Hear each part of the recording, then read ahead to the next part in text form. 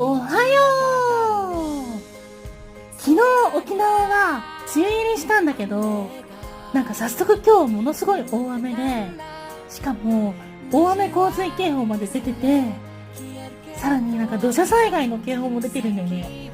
だから今日朝からもうお昼までずっとなんか緊急アラートが鳴りまくってるんですよ。もうびっくりするんだよね、あの音。でも危ないから、もう危険な地域な方は避難して気をつけてください。私の家は多分大丈夫だけど、今日は外に出ないように気をつけます。はい、そして今日は水曜日。週のど真ん中、ほどほどに頑張っていきましょう。